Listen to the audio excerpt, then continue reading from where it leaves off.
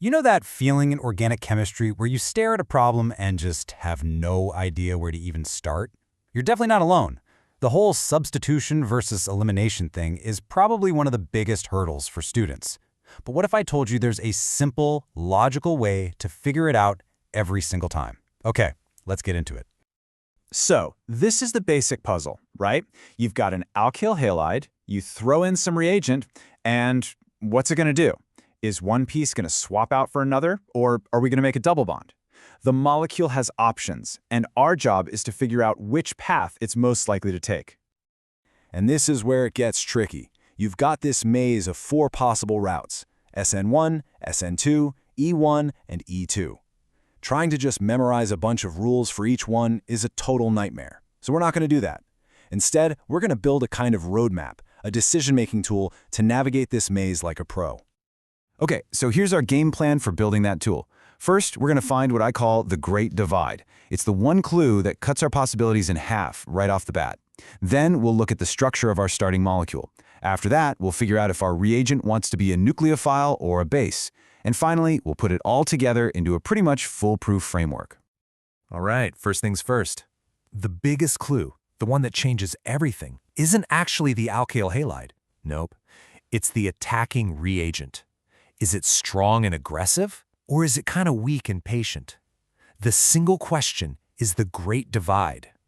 And seriously, this is the secret sauce. A lot of textbooks really hammer this point home. Before you even glance at the main molecule, you have got to analyze the reagent you're adding. Its strength literally determines whether the reaction is going to happen all in one go, or if it's going to happen in a couple of slow, patient steps.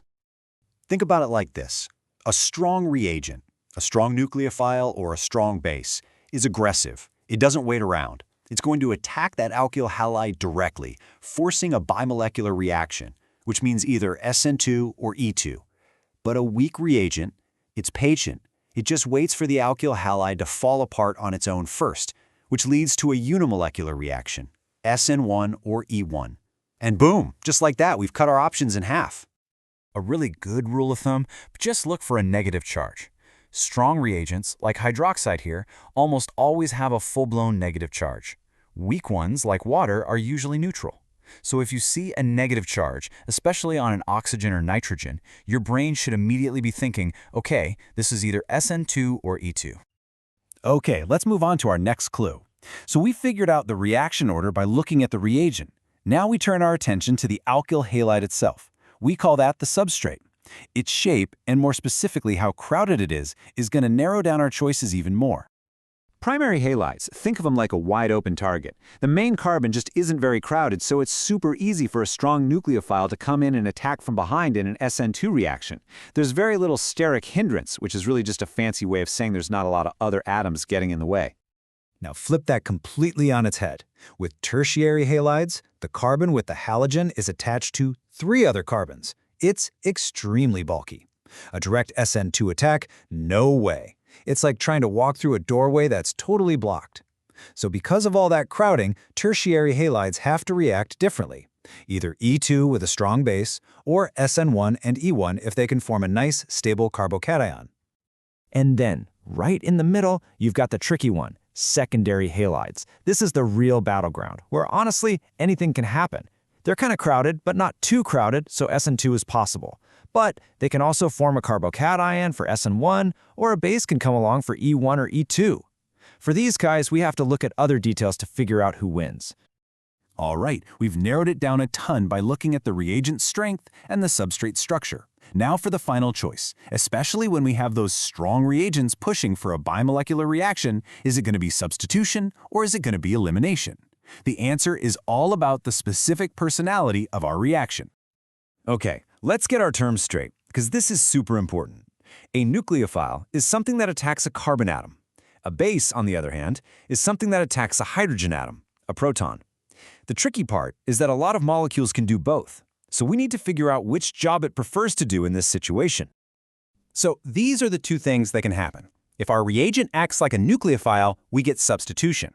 That's SN2 with a strong one, or SN1 with a weak one. If it acts like a base, we get elimination. E2 with a strong base, or E1 after a carbocation is already formed. So, how do we know which it's going to choose? So what's the tiebreaker? You guessed it. It's that idea of crowding again. Steric hindrance. A small skinny reagent can wiggle its way in to attack the carbon for an SN2 reaction no problem.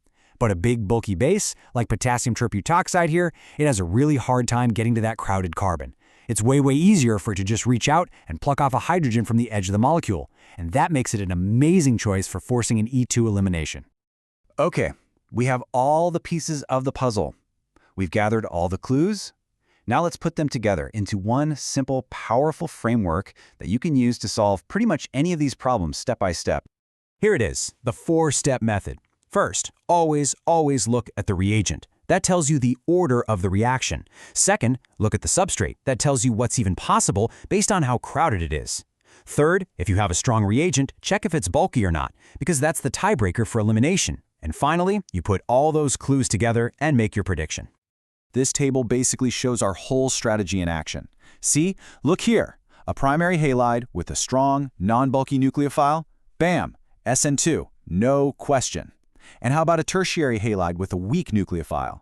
Well, now you're in a fight between SN1 and E1. Every single box on this table is an outcome you can figure out using our 4 steps. All right, let's put this whole thing to the test. Here's a classic pre-lab or exam question.